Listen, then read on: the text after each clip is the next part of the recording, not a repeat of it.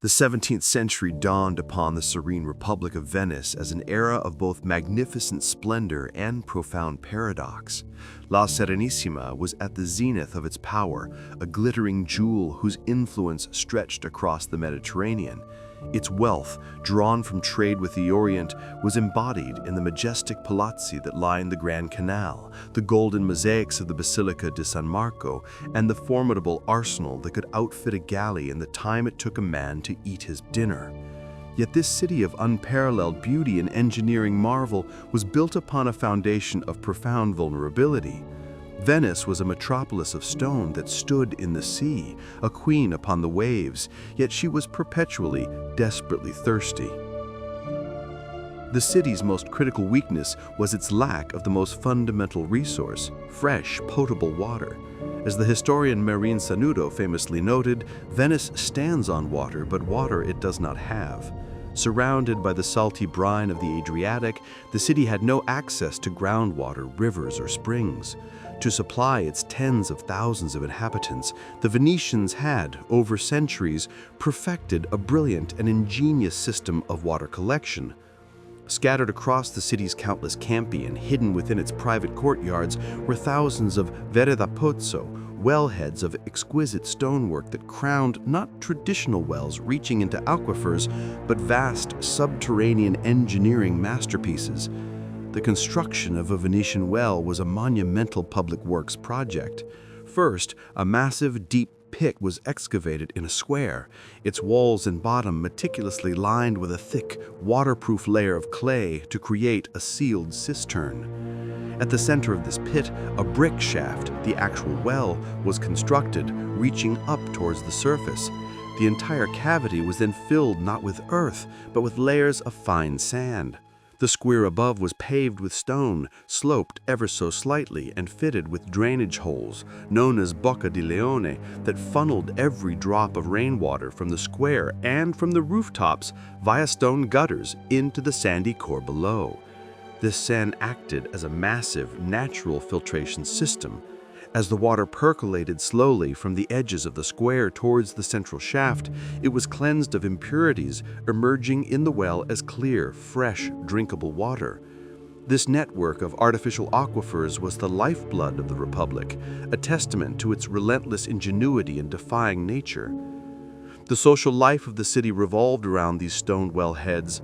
They were not merely functional objects, they were symbols of civic pride and aristocratic patronage, often carved from precious marbles and adorned with the coats of arms of the wealthy families who donated them. Access to this precious resource was strictly controlled.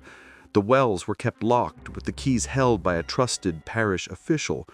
Twice a day, the ringing of a church bell would signal the opening of the public wells, and the women of the neighborhood would gather with their buckets, their chatter and gossip echoing through the campi, transforming these spaces into the vibrant hubs of Venetian daily life. The rhythm of the city was dictated by this ritual, a daily affirmation of a delicate balance between human need and civic order. But this balance was terrifyingly fragile.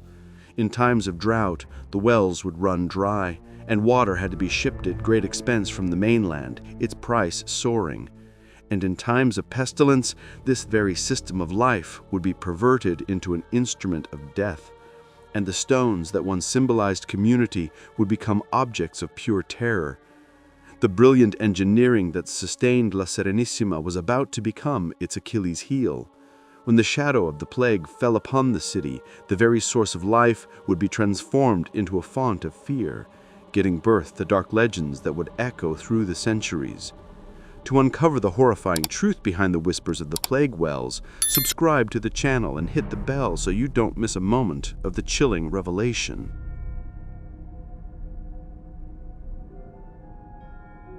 The plague was no stranger to Europe. For centuries, it had been a recurring nightmare, a spectral horseman that periodically rode out of the east to reap a gruesome harvest. The memory of the Black Death of the 14th century, which had wiped out nearly half of Europe's population, was seared into the collective consciousness, a folk memory passed down through generations in cautionary tales and prayers for deliverance. For Venice, a hub of global trade where ships and men from every corner of the known world converged. The threat was ever present. The very commerce that built its golden palaces also carried the seeds of its destruction in the holds of merchant galleys, hidden within the bales of silk and sacks of spice, or carried by the rats that scurried down the mooring lines. In the 1600s, the plague returned to Italy with a vengeance. The outbreak that began in 1629 and ravaged the peninsula for several years was one of the last great pandemics to sweep through the country. For Venice, a city of unparalleled density where people lived in close quarters and where the canals acted as open sewers, the conditions were perfect for a catastrophic outbreak. The disease, caused by the bacterium Yersinia pestis, was a gruesome and terrifying foe. It manifested primarily in its bubonic form, transmitted by the fleas that lived on black rats. Victims would be seized by a sudden, violent fever, followed by the appearance of swollen, painful lymph nodes, the eponymous buboes, in the groin, armpits, and neck. These tumors would swell to the size of apples, turning a morbid purple-black before, in many cases, suppurating and bursting.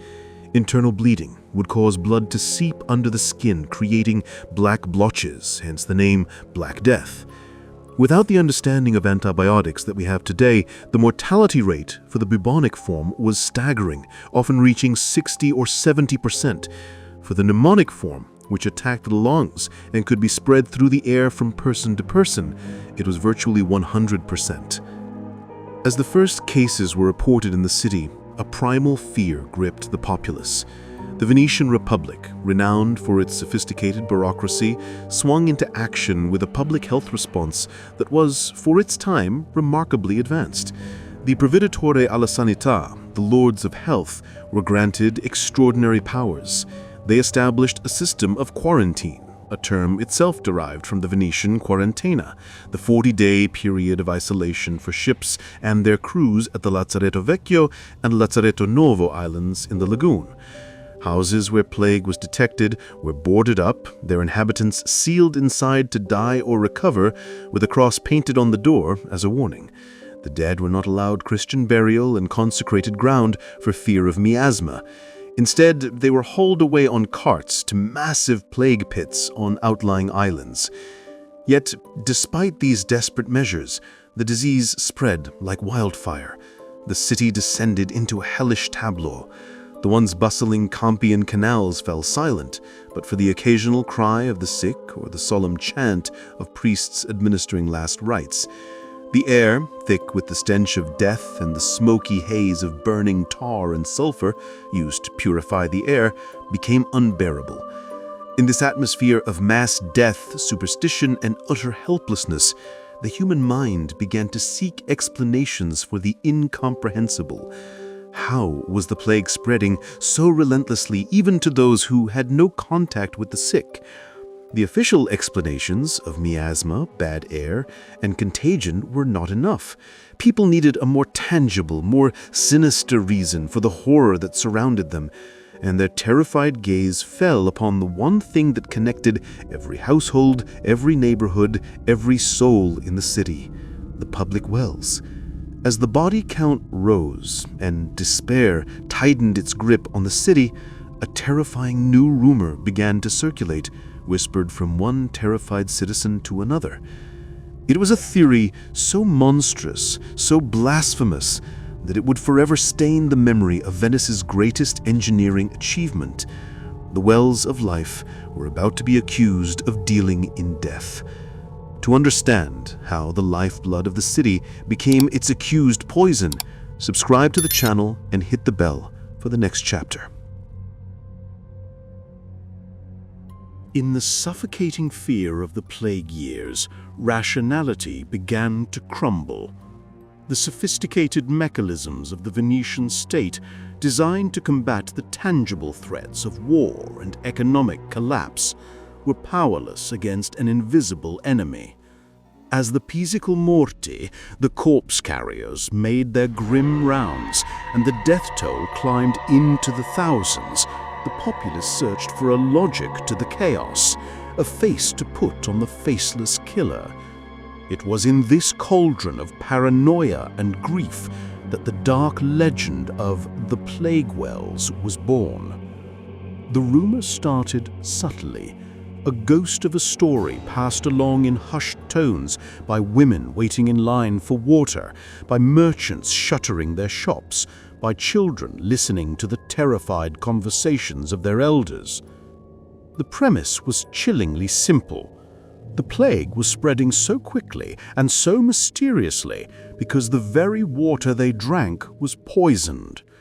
But this was not a poison of natural origin. The whispers said that, under the cover of darkness, agents of a malevolent force, perhaps a foreign power, the devil himself, or desperate evil men were throwing the bodies of plague victims or their infected clothing and bedding directly into the public wells. The structure of the wells, once a symbol of brilliant civic engineering, now fed the terrifying narrative. The complex filtration system, hidden beneath the stones, was a mystery to the average Venetian. They could not see the slow percolation through sand. They only knew that water went in and, eventually, clean water came out. But what if that filtration was now failing? What if the sand was saturated with the miasma of death? The drainage holes in the pavement, designed to channel life-giving rain, were now imagined as funnels for a supernatural contagion. The legend grew more elaborate with each retelling.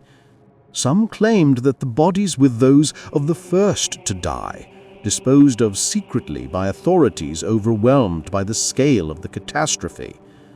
Others whispered of a deliberate act of biological warfare, orchestrated by the Ottoman Turks or some other rival of the Republic to bring the mighty Venice to its knees. The most persistent and haunting variation of the myth involved auditory hallucinations. In the deathly quiet of the plague-ridden nights, when the city was holding its breath, people claimed to hear faint, mournful sounds emanating from the sealed wellheads. These were not the cries of the living, but the gurgling, choking moans of the dead. Their spirits trapped within the stone cylinders, their sighs rising with the water drawn each day. A story spread of a white lady, a ghost of a woman who had thrown herself into a well out of despair from a love lost to the plague, and who now haunted the vicinity, her presence linked to the purity or corruption of the water within. These stories were a psychological manifestation of the city's collective trauma, a way to give voice to the unspeakable number of silent, sudden deaths. The authorities, the Provveditore alla Sanità, were undoubtedly aware of these rumors. While they understood the need to maintain public order and prevent panic, their own understanding of disease transmission was limited. The theory of miasma meant they too were suspicious of bad air and corrupted substances. The wells, as a central public resource, would have been a point of intense scrutiny. It is plausible that in the most desperate days, some wells suspected of contamination were temporarily sealed or had their locks reinforced, an official action that would have served only to validate the public's deepest fears. The very act of protecting the water supply could be interpreted by a terrified populace as confirmation that the wells were in fact a source of the pestilence. The line between civic duty and the fuel of superstition had become dangerously blurred. The wellheads, once the proud centerpieces of every Venetian square, were now viewed with suspicion and dread.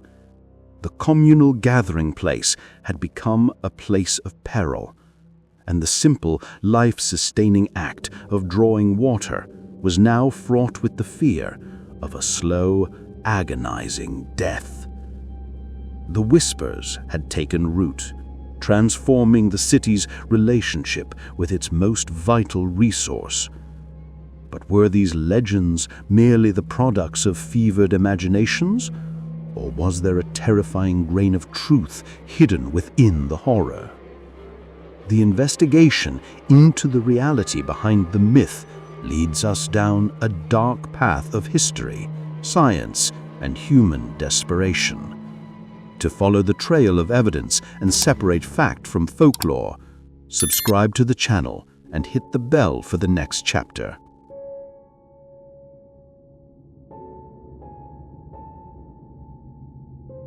To understand the power of the Plague Wells legend, one must dissect it with the tools of both history and modern science, separating the probable from the fantastical and uncovering the grim realities that gave the myth its potent, enduring force. While the image of bodies being systematically dumped into wells is likely a folkloric exaggeration, the core of the story is rooted in the horrifying practicalities and scientific misunderstandings of dealing with a mass casualty event in a pre-industrial city. From a purely logistical standpoint, the deliberate disposal of plague victims in active water sources seems counterproductive, even for authorities stretched beyond their limits. The Venetian wells were the city's most critical infrastructure. Contaminating them would have been an act of societal suicide, accelerating the very crisis the government was fighting to contain. The Republic had established highly organized, if brutal, protocols for the dead. Corpses were collected by the Pizzimorti, loaded onto barges, and transported to the Lazzaretto Islands for burial in mass graves. This system, while ghastly, was systematic. Dumping bodies haphazardly into the central water supply would have undermined this entire effort. However, the genesis of the rumor likely stems from several terrifying truths. First, the speed and scale of the mortality could have easily overwhelmed the system. In the worst weeks of the epidemic, with hundreds dying each day, it is conceivable that corpses might have been left in the streets or in houses for a short time before collection. The sight and smell of this decay in close proximity to the wells would have forged a powerful psychological link between the two in the public mind. Second, the belongings of the dead, their clothing, bedding, and mattresses were known to harbor the plague-infected fleas. The disposal of these fomites was a major problem.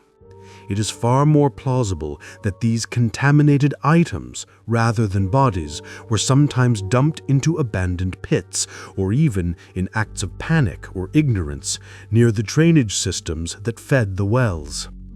A modern understanding of germ theory tells us that Yersinia pestis is not typically waterborne. The primary risk from a corpse in a well would be from other bacteria, causing diseases like cholera, not the plague itself. But the 17th century Venetians had no such knowledge. For them, the stench of death was the disease, and anything touched by that miasma was lethal. The haunting auditory phenomenon of the moaning wells also has potential explanations rooted in physics and psychology. The complex underground cisterns were vast, echo chamber spaces. The movement of water through the sand filters, the settling of the structure, or even the distant reverberations of the city above could create strange, groaning sounds that would be distorted and amplified as they traveled up the narrow brick shaft. To a population living in a state of heightened fear and collective grief, already primed by the rumors, these mundane noises would be effortlessly interpreted as the tormented sighs of the dead. This is a classic example of auditory pareidolia, where the brain interprets ambiguous sounds as something familiar and often frightening, a phenomenon common in ghost stories worldwide. Furthermore, the legends served a deeper sociological purpose. In the face of a random, unstoppable force like the plague, the idea of a deliberate, human agent of destruction can be perversely comforting. It replaces an incomprehensible act of nature with a comprehensible act of malice. By blaming a shadowy them, the foreigner, the witch, the government, the community could regain a semblance of control, even if that control was merely the focus of their fear and anger. The well, as a central communal point, became the perfect symbol for this projected anxiety. It was a place where the community was most vulnerable, where the invisible killer could strike at every family simultaneously. The myth of the plague wells was not just a story, it was a coping mechanism, a narrative created by a traumatized society to explain the inexplicable and to assign blame for the unbearable. The legends, while likely not literally true, were a powerful reflection of a city's trauma. But the story does not end with the passage of the pestilence. The fear and suspicion seeped into the very stones of the wells, leaving a permanent scar on the Venetian psyche and giving birth to ghostly legends that would outlive the Republic itself. To discover the enduring legacy of the plague wells and the phantoms that still whisper in the city's campi, subscribe to the channel and hit the bell for the next chapter. The Great Plague of the 17th century eventually receded, as all plagues do. The bans on movement were lifted, the boarded-up houses were reopened, and life, slowly and tentatively, returned to the canals and campi of Venice. The city had survived, but it was forever changed. The immense loss of life had crippled its economy and weakened its political standing. And while the physical scars of the epidemic were gradually healed, the psychological wounds ran deep, leaving an indelible mark on the culture and folklore of La Serenissima. The wells once again became central to daily life, but they were no longer viewed with the same innocent trust. They had been forever transformed in the popular imagination into sites of latent danger and supernatural resonance. The legend of the plague wells did not vanish with the last victim of the epidemic. Instead, it evolved, weaving itself into the rich tapestry of Venetian ghost stories and local superstitions. The wellheads, now silent and functional once more, were seen as portals to the city's traumatic past. The story of the White Lady who haunted a particular well, as mentioned in one traveler's account, is a prime example of this evolution. This phantom, said to be a woman who ended her life in the waters of a well during the plague, became a guardian spirit of sorts. Folklore held that if a well ran dry, the young men of the neighborhood would have to prick their fingers and let a drop of blood fall into the shaft as an offering to the lady, who would then restore the water. This macabre ritual perfectly encapsulates the post-plague relationship with the wells, a mixture of dependence, fear, and a need to appease the spirits of the dead who were now intrinsically linked to the source of life. This intertwining of water, death, and the supernatural is a recurring theme in Venetian folklore. Another tale tells of a ghostly Chinese woman brought back by Marco Polo, who, driven to despair, threw herself from a bridge, her spirit forever bound to that watery location. The city is riddled with such stories, where canals and wells are not merely background features, but active elements of the narrative, repositories of tragic memory. The plague wells became the ultimate symbol of this connection. They were literal holes in the ground that led not to a simple water source, but to the collective subconscious of the city, to a layer of history saturated with suffering. The practical fate of the wells also contributed to their mysterious aura. With the advent of modern aqueducts in the late 19th century, which finally brought a reliable supply of fresh water from the mainland, the ancient cisterns were rendered obsolete. One by one, they were decommissioned. Their shafts were likely sealed or filled in, and the beautiful stone wellheads were left in place as purely decorative monuments to a bygone era. By the 1960s, concerned about public health and the quality of any stagnant water that might collect below, the authorities sealed many of the old wells with metal grates, finally and officially cutting off access to the past. This act of closure was the final chapter in their functional history, but it cemented their status as enigmatic relics. Today, thousands of these wellheads remain, standing silent vigil in every square and courtyard. Tourists lean against them, children play around them, oblivious to the dark histories and whispered legends that cling to their weathered stone. They are artifacts, but for those who know the stories, they remain powerful mnemonic devices, the stoppers on a bottle containing centuries of fear. The wells fell silent, their purpose forgotten by modernity. But could the past ever be truly buried?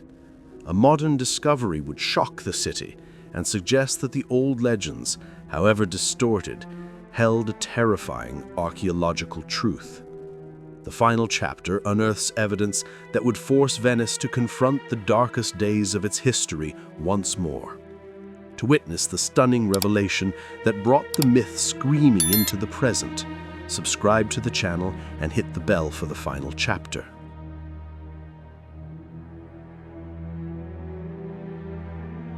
For centuries, the legend of the plague wells persisted as just that, a legend.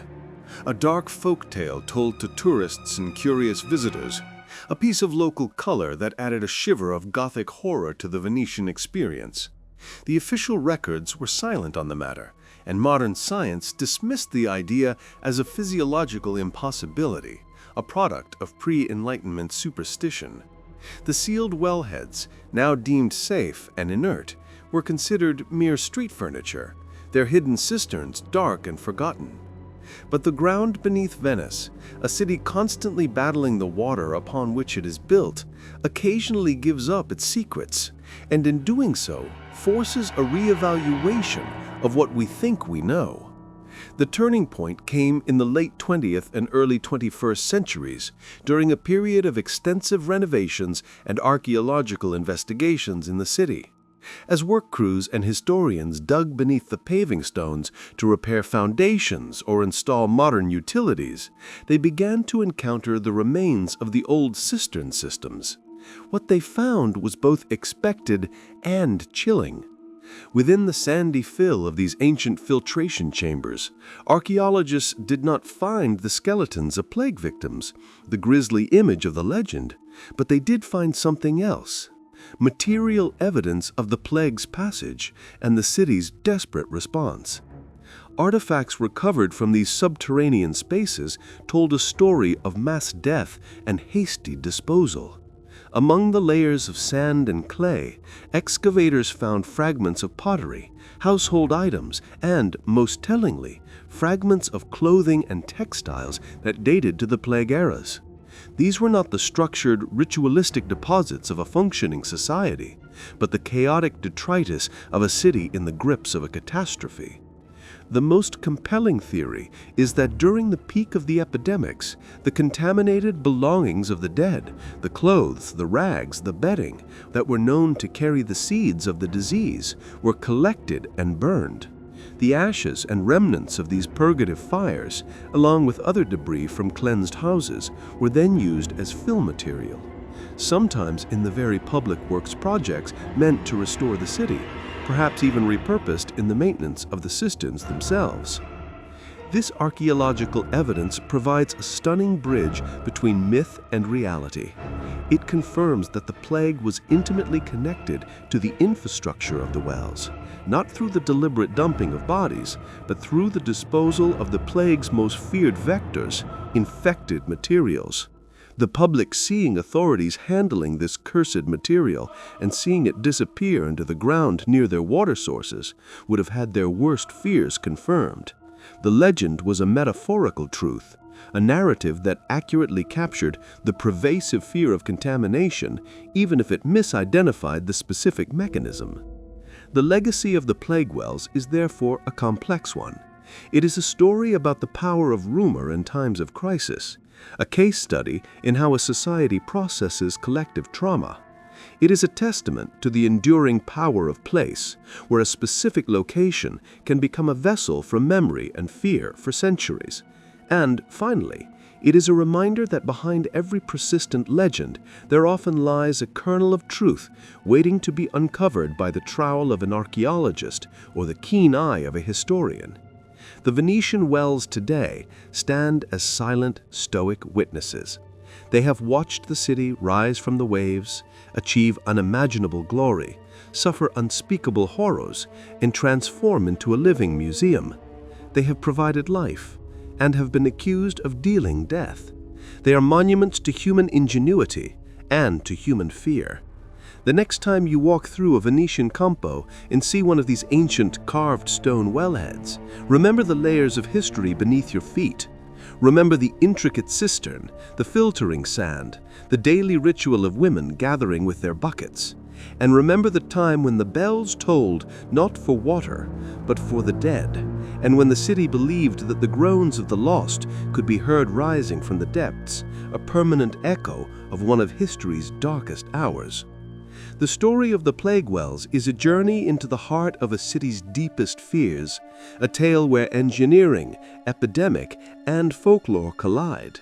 It challenges our understanding of the past and reminds us that history is not just found in documents, but buried in the ground and whispered on the wind. If you are drawn to the deepest mysteries of the human condition, to the stories that linger at the edge of understanding, then your search for the unexplained continues with us. Subscribe to the channel and hit the notification bell. We are always exploring the darkest corners of history and the human mind.